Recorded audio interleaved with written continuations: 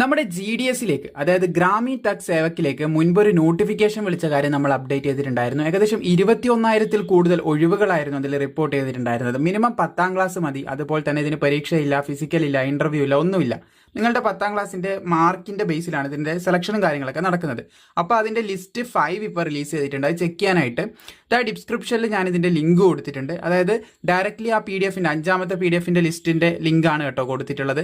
നിങ്ങൾക്ക് വേണമെന്നുണ്ടെങ്കിൽ ഈ ഒരു ഒഫീഷ്യൽ വെബ്സൈറ്റ് കയറിയിട്ട് നിങ്ങൾക്ക് ഇത് എടുക്കാവുന്നതാണ്. 5ാമത്തെ ലിങ്ക് എന്തിനാണ് കൊടുത്തതെന്ന് ചോദിച്ചു കഴിഞ്ഞാൽ ഇപ്പോൾ അത് മാത്രമേ വാലിഡ് ആയിട്ടുള്ളൂ. ബാക്കിയുള്ള 4 വാലിഡിറ്റി കഴിഞ്ഞു.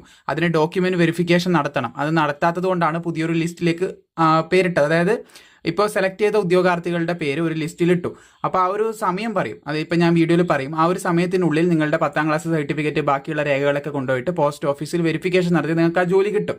ഇനി വെരിഫിക്കേഷൻ ആ ഒരു ടൈമിൻ്റെ ഉള്ളിൽ നടത്തിയിട്ടില്ലെങ്കിൽ ഈ വേക്കൻസി എന്ത് ചെയ്യും, അടുത്ത ലിസ്റ്റിൽ ആഡ് ചെയ്യും. അങ്ങനെ 5ാമത്തെ ലിസ്റ്റാണ് ഇപ്പോൾ എത്തുന്നത്.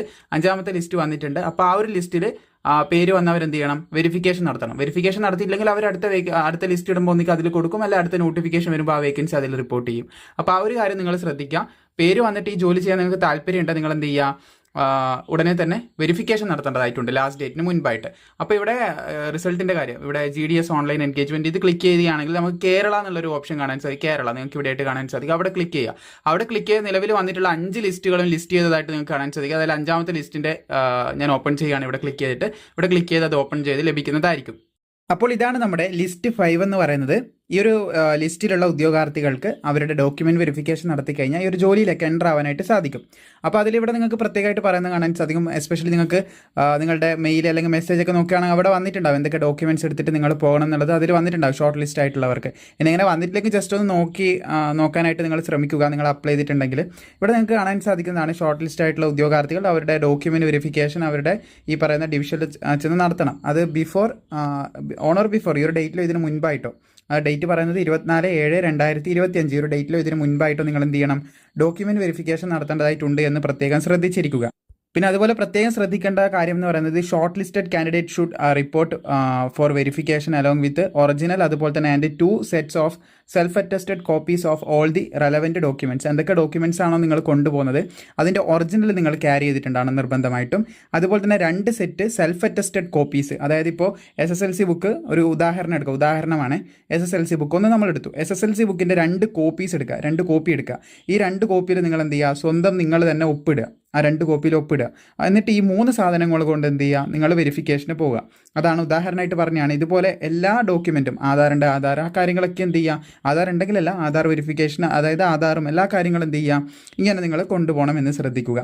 പിന്നെ ഇവിടെ നിങ്ങൾക്ക് കാണാൻ സാധിക്കും ആദ്യം തന്നെ ഏത് ഡിവിഷനിലാണ് ജോലി ലഭിച്ചിട്ടുള്ളത്, അതുപോലെ ഓഫീസ്, പോസ്റ്റ് നെയിം, അതുപോലെ തന്നെ കാറ്റഗറി, ഉദ്യോഗാർത്ഥിൻ്റെ രജിസ്റ്റർ നമ്പർ, അദ്ദേഹത്തിൻ്റെ മാർക്ക്, എത്ര മാർക്കാണ് അദ്ദേഹത്തിന് SSLCയിലുള്ളത്, അതുപോലെ തന്നെ ഏത് ഡിവിഷനിൽ ചെന്നിട്ടാണ് ഡോക്യുമെൻറ്റ് വെരിഫിക്കേഷൻ നടത്തേണ്ടതെന്ന് ഏറ്റവും ലാസ്റ്റ് കോളത്ത് കൊടുത്തിട്ടുണ്ട്. അങ്ങനെ നമുക്ക് കാണാൻ സാധിക്കുന്നതാണ്. ദെൻ ഇതിൽ മൊത്തത്തിൽ എത്ര പേർക്ക് ഇപ്പോൾ സെലക്ട് ആയിട്ടുണ്ട് എന്നുള്ളൊരു കാര്യം കൂടി നമുക്ക് നോക്കാവുന്നതാണ്.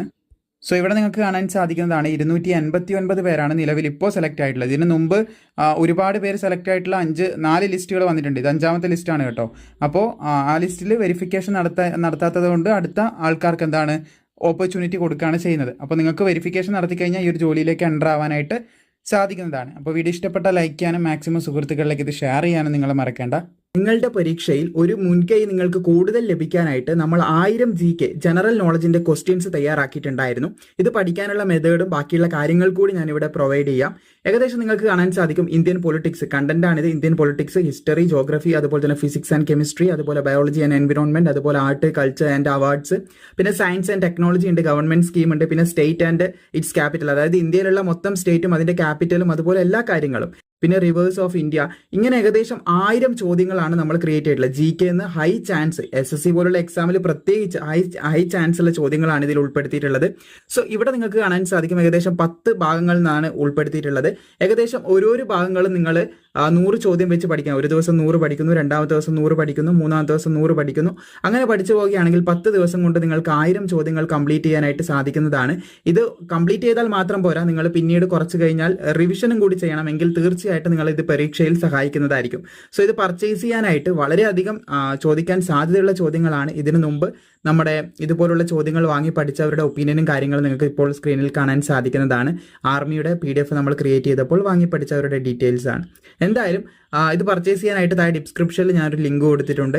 വാങ്ങാനുള്ള ലിങ്ക് അതിൽ ക്ലിക്ക് ചെയ്താൽ നിങ്ങൾക്ക് ഒരു വാട്സപ്പ് അക്കൗണ്ടിലേക്ക് പോകുന്നതായിരിക്കും. അവിടുന്ന് ഇതിൻ്റെ പേയ്മെൻറ്റ് ഉണ്ട്, 99 രൂപയാണ്. അത് പേയ്മെൻറ്റ് ചെയ്തതിന് ശേഷം അവിടെ അയച്ചു കൊടുത്തു കഴിഞ്ഞാൽ തീർച്ചയായിട്ടും നിങ്ങൾക്ക് ഈ ഒരു PDF ലഭിക്കുന്നതായിരിക്കും. സോ അവിടെ നിങ്ങൾ മെസ്സേജ് അയച്ചാൽ മതി, താല്പര്യമുള്ളവർക്ക് പർച്ചേസ് ചെയ്യാവുന്നതാണ്.